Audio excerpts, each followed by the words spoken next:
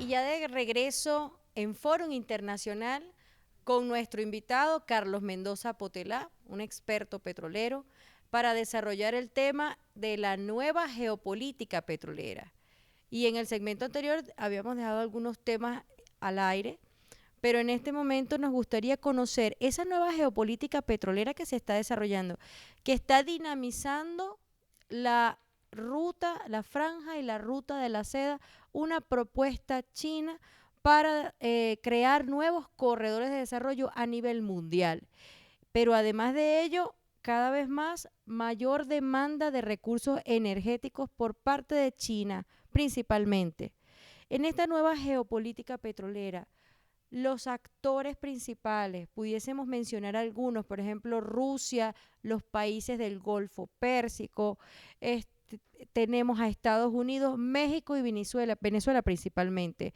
¿En qué ha cambiado o se prevé que se estén modificando o alineando con estos nuevos corredores de desarrollo las políticas petroleras de estas grandes potencias? En el caso de los Estados Unidos.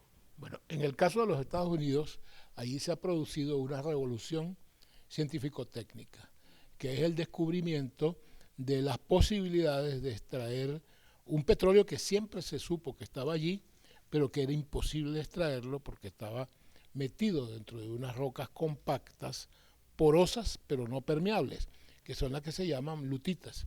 Se descubrió un método de fracturamiento de esas rocas, por eso se llama fracking, y ese fracturamiento con una inyección de gas ha permitido que unos yacimientos inconmensurables de gas que no estaban en la cuenta de nadie antes del 2005, ahora se están convirtiendo en la fuente que va a convertir a Estados Unidos en el primer productor mundial, ya lo es hoy, pero que en el 2025 va a duplicar las respectivas producciones de Arabia Saudita y de Rusia. Va a producir 25, 26. En el 2030 va a producir 31 millones de barriles diarios, el triple de lo que está produciendo ahorita Arabia Saudita. Eso cambia radicalmente su visión de una cosa que siempre ha mantenido, que era la seguridad energética. La seguridad energética norteamericana es la que determinó, por ejemplo, la destrucción de Irak, de Libia, los golpes de Estado en México y en Venezuela también, siempre en previsión de que como el petróleo se iba a acabar, había que asegurar aquellos sitios donde estaba. En los años 70 se sabía que en Rusia había una gran acumulación, pero la más importante estaban en Canadá y en Venezuela. Era petróleo extrapesado que no se podía explotar en ese momento, pero ellos ya estratégicamente se estaban posicionando para tener el control tanto de Venezuela como de Canadá. Claro, eso ha cambiado con la emergencia de las lutitas y de alguna manera esos sitios fuera de los Estados Unidos han perdido cierta relevancia contemporánea, pero no futura, porque en el futuro esa inmensidad de producción va a caer rápidamente y ese futuro es en 2040, por ejemplo. Entonces, claro, para nosotros es un futuro muy lejano, pero para un país que tiene visión estratégica de largo plazo, no. Y entonces contar con los recursos de la faja del Orinoco, que ahorita son inviables en el escenario de precios actuales, y que nosotros nos metimos en ese escenario sin conocer la hierba, como decían antes, y bueno, estamos medio chasqueados por inversiones que se hicieron allí que no era procedente hacerlas.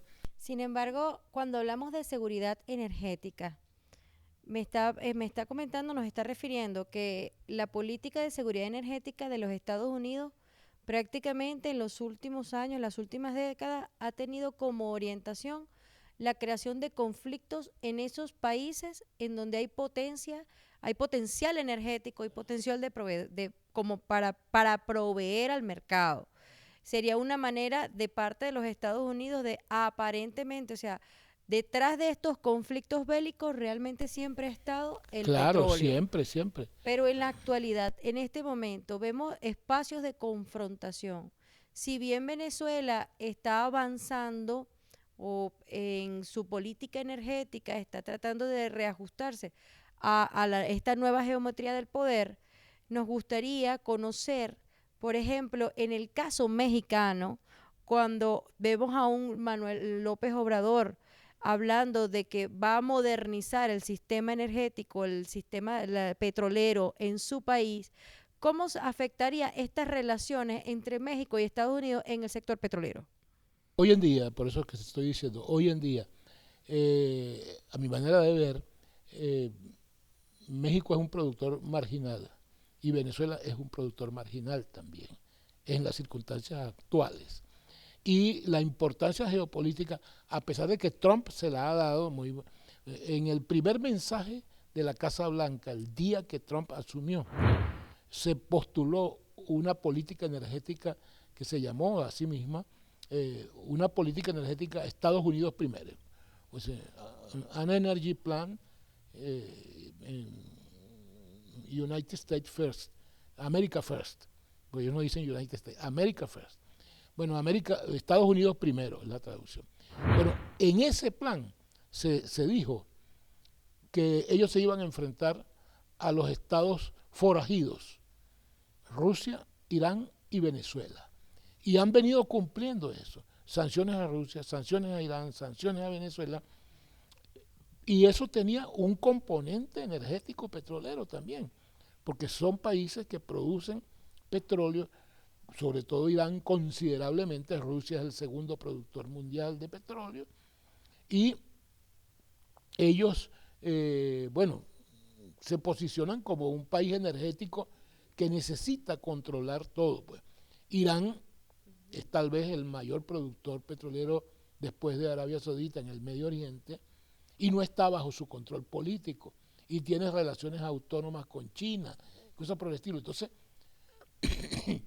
el mismo caso le pasaba a Libia, que era también un corredor libre, que también tomaba decisiones independientemente de la voluntad o no de los países europeos y de Estados Unidos. Pero entonces esa política de América primero sería como América para los americanos, que Claro. es la doctrina Monroe petrolera o energética. Sí, América para los americanos, pero no es América, es el mundo para los americanos.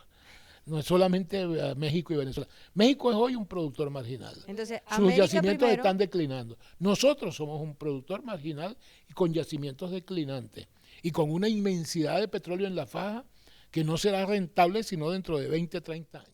¿qué perspectivas hay con respecto al desarrollo de estos nuevos oleoductos, gasductos, que vienen y alineados con lo que se está impulsando desde China en esta cooperación energética a través de la Ruta de la Seda? Bueno, China está haciendo una política internacional que se circunscribe a eso de la ruta y la senda, o la ruta y La franja y la la Ruta franja de y la la Seda. ruta. De todas maneras, hay muchas traducciones de lo mismo, ¿no? Ajá. Pues el chino parece que es bastante complicado.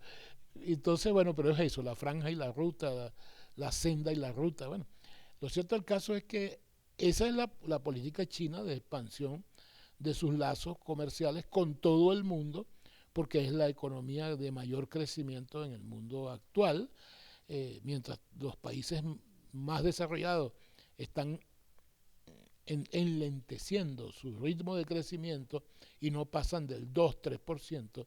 China, que está disminuyendo su ritmo de crecimiento, está en 6-7%, está triplicando el crecimiento de otros países. Y eso la hace requerir relaciones comerciales con todo el mundo, tanto para nutrirse de productos que no dispone y materias primas que existen en otros países, como para colocar sus propios productos. Entonces, es una de las economías más vigorosas que existe, es la economía más vigorosa que existe actualmente. Eso tiene una connotación política por el hecho de que China está gobernada por el Partido Comunista Chino, a pesar de que su desarrollo es un desarrollo estrictamente capitalista y sus empresas en el mundo se comportan como empresas capitalistas, incluso como empresas capitalistas salvajes. Ahí hay en el sentido de que imponen condiciones en algunos países que no son muy apropiadas, que digamos. a los obreros y cosas por el estilo. Bueno, pero lo cierto del caso es que China es una potencia en auge, en crecimiento. Demandante y oferente, de todo. Pero en el sector petrolero, en el sector energético. En el sector energético, sí, en el sector energético es una demanda creciente y no puede permitirse que le impongan sanciones a quienes son sus suministradores. En particular, con respecto a Venezuela, China ha subido de lote a Venezuela dentro de su escala de valores de quién es más aliado o menos aliado. Venezuela estaba dentro de los primeros puestos dentro de la estrategia de negocios internacionales China como un sitio de interés particular estratégico, una asociación estratégica particular China-Venezuela. Y esos lazos son también lo que han impedido, los que han determinado que las posiciones chinas con respecto a las sanciones contra Venezuela sean de condena. Algo parecido pasa con Rusia, que de alguna manera se siente identificada con Venezuela porque de alguna manera Venezuela, ella está ahorita asociada a la OPEP, son de los mayores productores de petróleo que se ven afectados por la emergencia de los esquistos norteamericanos, todo este tipo de cosas. Y Rusia, como tiene ínfulas de gran potencia, Rusia como quiere ser la contraparte potencia tanto de Estados Unidos como de China, entonces para tener presencia fuerte y pisar fuerte en la escena internacional, tiene una relación especial también con Venezuela. Sin embargo, vamos a seguir desarrollando el tema. Hay algunas preguntas muy importantes en el caso venezolano, pero por ahora vámonos a nuestro segmento aprendiendo sobre la diplomacia bolivariana de paz y al retorno estaremos aquí con Carlos Mendoza Potelá conversando sobre la nueva geopolítica energética. Aprendiendo sobre la diplomacia bolivariana de paz. America First o América Primero, con su eslogan Paz a través de la fuerza, resume la doctrina de seguridad impulsada por el presidente Donald Trump. La estrategia reposa en 4 pilares: proteger el país, promocionar la prosperidad nacional, conseguir la paz a través de la fuerza y fortalecer la influencia estadounidense en el mundo. Estados Unidos se defenderá unilateralmente ante potencias rivales como Rusia y China y que intenten desafiar sus valores y su bonanza. Estos signos muestran que la doctrina Monroe está de vuelta y regresa con fuerza.